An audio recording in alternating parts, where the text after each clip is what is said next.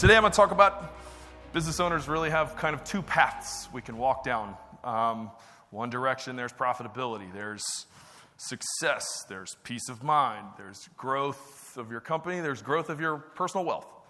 Obviously, the other path is going to be stress, worry, anxiety, and in some cases, failure and crippling debt. Personal bankruptcy. We're small business owners. If the shit hits the fan, we are personally guaranteed for a lot of what we do, right? We're not as immune as we think. But I'm here today because I'm here to talk about I was staring down the second path. Not because the business was small, but because we were growing. And I'm going to share the story about how I nearly failed. And more importantly, the critical lessons that we learned to pull the business back from the brink. So my hope is that none of you have to live through that. I didn't have a group like this when we went through it. So I just happened to find one at the right time when it happened. But I didn't start my business as a seasoned entrepreneur. I'm like many of you. I was an installer. I started out of my garage. And the barriers to entry in our business are really low. It doesn't take much at all to start. So I had a little bit of cash, and I had quit a job. I had an income gap, and so I just went out and started installing gutter. You'd be amazed how much stuff you can get done when failure is not an option. With a wife, 3 kids, and a mortgage, no excuses existed. So that pressure to succeed was a powerful motivator. And by 2021, we had grown from nothing to, so we started in 2017, about halfway through the year in 2017. You can see kind of the numbers. I'll talk about this again in a second too, but you can see, we had some good pace. By 2021, we were $1.4 million in revenue. I was making that classic fatal mistake. I thought I knew what I was doing. Confirmation bias told me, I'm really good at this. And I believed it. I drank that Kool-Aid. So, like all owners trying to inject something more awesome into the business, I emptied our capital reserves to buy a building. I took out a loan to buy a bunch of trucks and trailers and machines. And I started a funded health insurance program for the company. Mind you, I had no idea, nor did I ever ask the question, how's my business going to be able to support this? I wasn't really running a business. I was a technician that had just created a new job for myself. And I was reacting to how things were happening around me. Little did I know that these decisions that I had made earlier that year would push my business beyond its breaking point.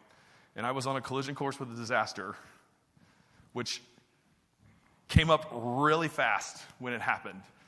We moved our website from one host to another and did not move the historical information with it. So we hit the reset button in November. So December, we got 37 leads. And suddenly we had crossed $1.4 million in revenue, and I think I scaled to $300 in debt overnight. Every credit card I owned, every line of credit I had, everything just shot up because you want to find out you don't know what you're doing, cut off all the revenue to your business and figure out how much you got to carry, because that's what I found out. Small Business Administration says that 83% of all contractors fail within 10 years. The primary reason is because we run out of cash due to poor financial planning and pricing issues.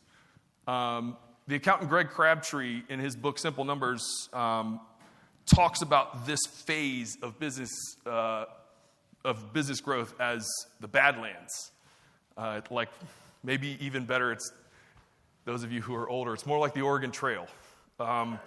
Because growth is expensive, the margins are thin, and even the smallest of mistake can sink your business. And I currently was in the middle of living through a pricing problem, a profit problem, a cash flow problem, a manpower problem. And the worst part of it was I didn't have an effing clue at the time how to fix it. Not a clue. So fortunately, that's me inside of my business. To escape my dumpster fire of a business, I accepted a ticket to my first conference, just like this. And I was fortunate to hear a man named Charlie Gandell speak on the framework of his business success.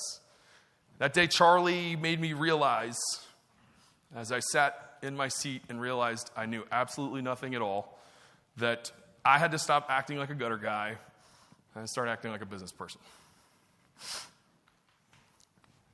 That's what I want to take you on today. Charlie, in his book, wrote, "Many contracting businesses fail because they unknowingly sell services for less than they can afford to supply them. If a company doesn't make a profit, it cannot stay in business to serve its customers." So the 4 lessons that we learned, this is the big idea that we're going to talk about today, is we transition from gutter guys to business owners when we stop managing by gut feel and start intentionally engineering sustainable profit. You can achieve this using reliable data, having a plan, and using scalable, repeatable systems and strong leadership. Obviously, none of this occurs overnight. But the other thing that we had to do to attain this was to embrace a relentless pursuit of knowledge and improvement. Let's talk about numbers first. So for years, the current balance in our bank account drove all my decisions. How many of you guys every morning wake up, look at the bank balance account, and make a lot of your long-term decisions off of that? Like, I got plenty of money, I'm going to go buy 5 machines. It's not crazy, we all do it. And even now, even guys that I know that have very well-run businesses still do it. We all still wake up every morning and pull the bank account open and make sure that we got enough money to do something. Mike Michalowicz, in his book, Profit First, he calls this checkbook accounting. And if the account looked flush, I bought stuff. If it dipped, I pushed sales. Again, that's reaction. It's not management. So the first thing that we had to do is we had to clean that information up and realize what we needed to know in order to make decisions. Because the biggest lesson we learned is we reorganized the chart of accounts in our accounting system, and then we worked towards moving to accrual accounting. Does anybody know what that is? We'll talk about it. The success of any business begins and ends with your finances. So it is critical that those numbers are correct. Above all else, we had to focus on understanding how we made money during a month. The hard part about the way our business is set up, where we take payments go into the bank account. You probably have, QuickBooks that auto puts it into your QuickBook ledger. It's, all of your payroll is in another system. Some of you may be awesome, but I wasn't. I had things, everything was siloed. Does anybody have siloed data right now? Nobody wants to admit it? It's okay.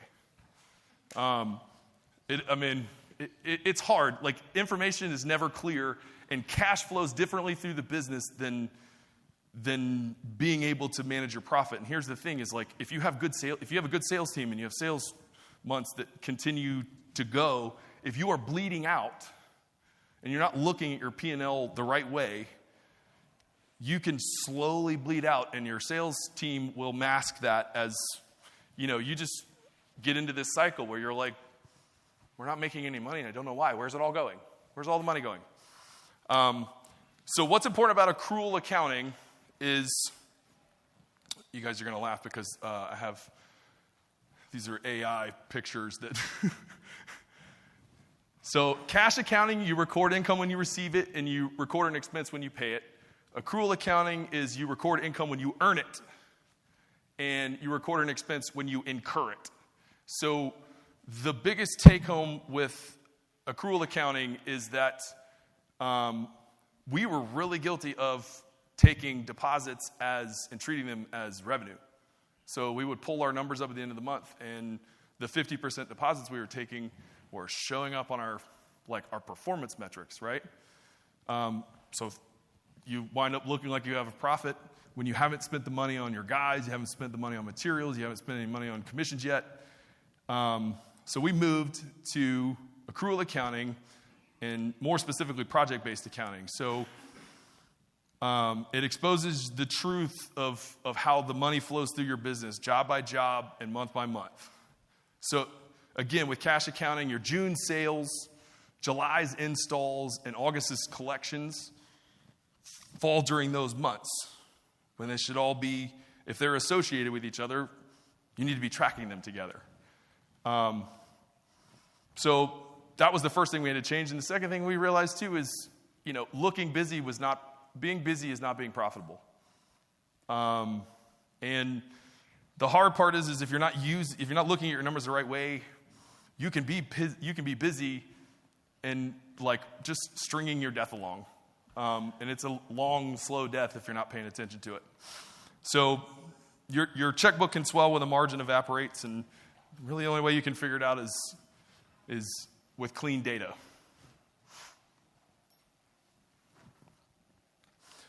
So point one, cleaning up our data so we can make better decisions.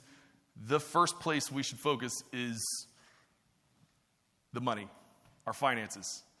You can't KPI yourself back to life. If your top line revenue includes your deposits or the sum of collected cash, you're using flawed data to make your decisions. You have to fix this first. Once you can rely on the data, you should review your P&L every month. Who has looked at their P&L this month? It is the 26th. Just two guys? Oh, just two of y'all look at it?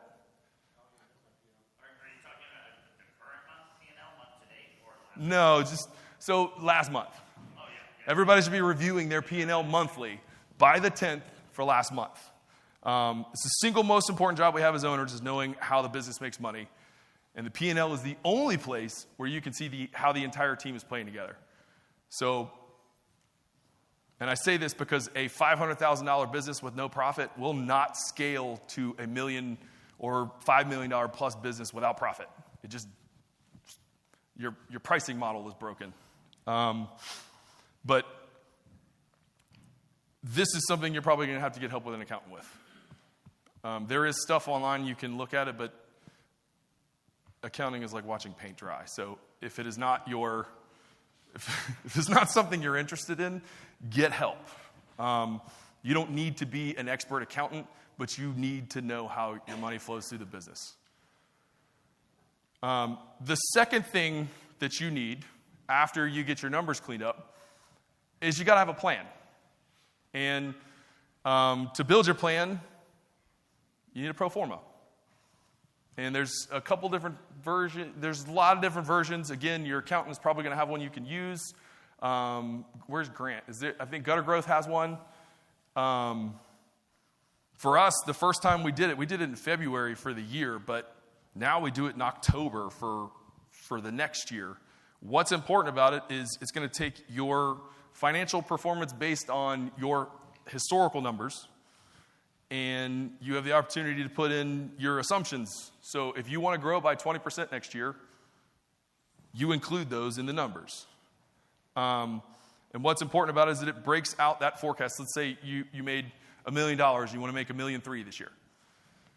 It's going to break that out into how you need to perform monthly in order to reach those targets. So it's going to break out your revenue, your cost of goods sold, your operating expenses, your overhead, and it's going to show you in black and white if your current pricing model at that revenue is going to be profitable. It's also going to tell you what you need to do in order to reach those goals. Side note, I think one of the things that I want to also point out with this is a huge piece that's important of your pro forma is you need to set your net profit goal. Anybody know the difference between gross profit and net profit? That's that money you take home at the end of the day. That's the business's paycheck. What's great about this pro forma, too, is now it builds the backbone of your management system. It's seasonally weighted, so all of us, regardless of the market that we're in, are going to have peaks and valleys in the season, right? Most of us, even in the South, we laugh. It's like from November 20, as soon as Thanksgiving hits through January 1, it's a dogfight through the end of the year. But now you know and you can plan for that to happen. It also creates department budgets, so you know how much you can set budgets for how much your marketing is going to spend per month in order to get the leads that you need, given your closing percentage and your average job ticket to reach that revenue goal. If you need to add an expense, if you're going to buy a machine or you're going to take a loan out and it creates a payment every month, that goes in the sheet so you can see how it impacts your bottom line. The next thing you can do is take the same information and it builds the basis of your leaderboards. Let's talk about KPIs for 2 seconds. What do KPIs do? It actually tracks the activities that occur on a daily basis that bring your money in. And I think a lot of people, when they come here and they see that list in the front of the book, it's like, oh, here's all these KPIs we track. Tracking your KPIs is great, but they don't go anywhere if you don't know what drives those numbers on a daily basis. So you need to be able to define the actions that occur every single day that drive your KPIs. Otherwise, you're just tracking numbers that aren't going to move. And I say this because when we first started tracking them, we had a meeting every week, and the numbers never moved because we hadn't defined what everybody's actions needed to be in order to make those numbers move. But the takeaway from this, I'm sorry about that, I'm blowing too much air. But takeaway from this is that the pro forma is a really important piece of your entire management system because it defines the goals that you need to set and the goals that you need to hold your staff to on a daily basis. It'll set your targets, it'll curb your spending, and you can now all you got to do is figure out what you need to do to succeed. And again, I want to remind everybody, by the 10th of every month, look at last month's P&L versus the plan. Otherwise, why make the plan?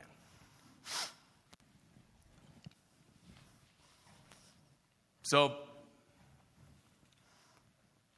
I think these kind of industry events are great. And everybody asks the question, how big is your business? How big is your business? Oh, $1 million, $500,000, $2 million. Not one time have I heard anybody say, but what's your profit percentage? Because at the end of the day, that's what pays the bills.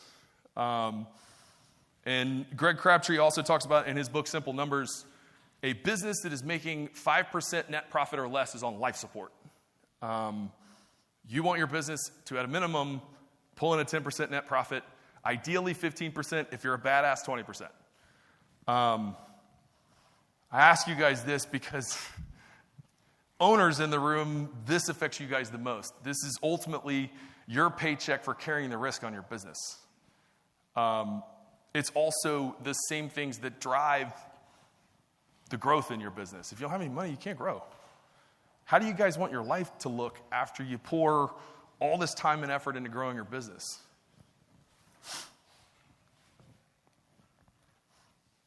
Let's talk pricing a little bit. Your profitability is going to really begin with your gross profit because focusing on it is probably the easiest way.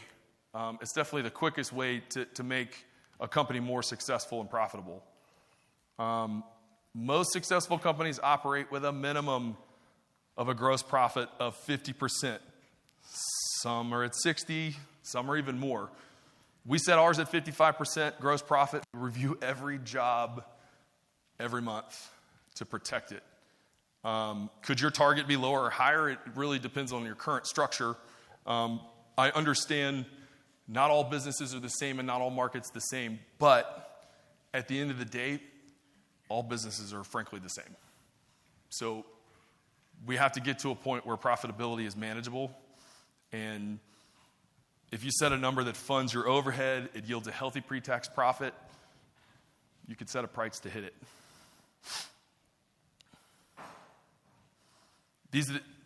That's what you need in order to be able to hire and grow a sales staff. If you want to spend money on marketing, if you want to purchase equipment, you want to hire managers and make money, it's pretty hard to do that without a minimum gross profit of 50%.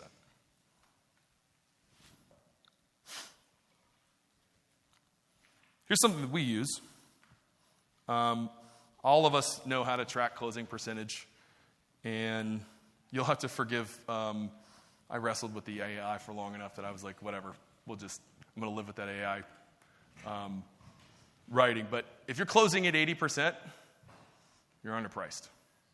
Closing at 60 to 80%, you're still underpriced. Closing at 50 to 60%, you're still underpriced. 30 to 40% is typically the healthiest spot for a company to be in. And the reason I say that is because at 30 to 40%, now it becomes about your sales process. Obviously, you guys aren't going to wake up tomorrow overnight and just jack your prices up. However, I came home from that conference where I heard Charlie Gandell speak. How high did I raise our prices the very next day? 40%. No sales process in place. I walked in the door. I was like, we're raising our prices 40%. I say 40%. I literally threw a dart at the board because I had to do all the P&L stuff. I didn't have a clue. They were like, you need to raise your prices. So I went home and I was like, let's raise our prices. Sales guy quit immediately. Hated it. All right. Now that we have our KPIs, now that we have our pro forma, our plan, we can build our KPIs and we put leaderboards everywhere. I want to reiterate, your KPIs cannot replace your review of the entire financial picture. Managing your KPIs it's like batting average to like the score of the game. It's just a piece of the puzzle. But from here, you can manage how your marketing is successful. Lead count, set rate, cost per lead issued. You can track your sales team, total volume, NSLI. I think Grant called that dollars per job looked. Yeah, looked at, closed. We call it NSLI. It's net sale per lead issued. And then for the production staff, it's cash turn. It's, so the length of time between the job being approved to the job being closed out, revenue per day, revenue per hour. We track how long it takes to get paid. And then we track the material percentage and the labor percentage on the jobs every month. Your scoreboards are going to accomplish two things. First, they should focus behavior.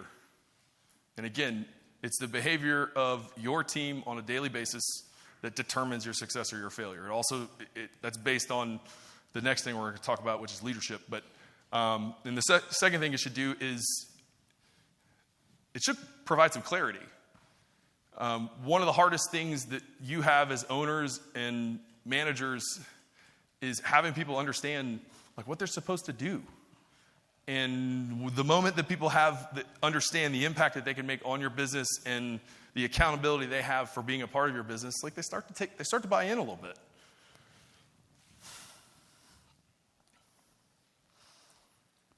So the last piece of this puzzle is the leadership. And I think we've heard a lot about it today. I'm going to reiterate it because it is really kind of like the proof in the pudding. Everything that got us to the point we are currently at right now will not get us to the next step. And this is typically where the largest amount of growth in our life occurs. Stone talked about it on Wednesday. These things are important, and without leadership, the numbers still fail. And our job as owners are to figure out how to make profit inevitable. So great companies, they aren't accidents. They're engineered. And we need to install a system that lets ordinary days produce extraordinary results. And as your business evolves, you'll need a written operating plan, which is you'll need to come up with a mission, a vision, and core values. You'll need an organizational chart.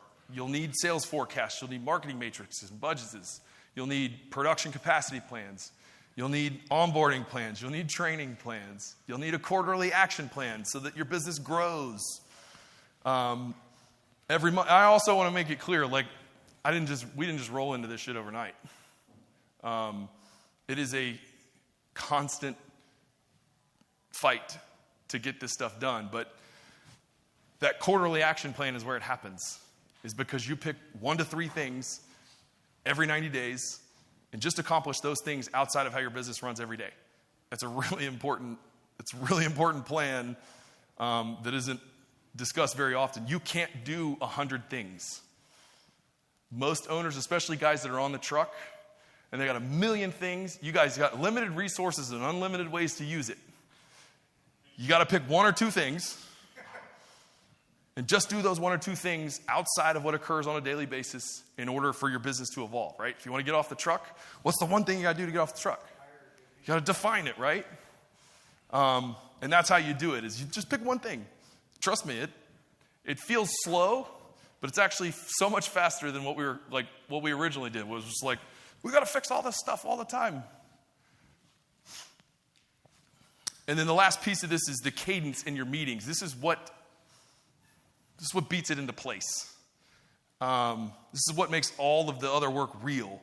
So now your entire team can remain invested on a yearly, a monthly, a weekly, daily basis. We instituted an annual kickoff meeting where we revisit our vision. We set the targets for the year, and we re-emphasize the why. Like, why are we open? Why are we doing what we do? We have a quarterly all-hands meeting. It's where everybody comes for 1 day, once a quarter, and we discuss the progress that we've made. We recognize wins for guys in the, for everybody in the company. We celebrate the wins of our staff, and then we come together to try and remove roadblocks. And then monthly, we have TQM meetings, which are total quality management meetings.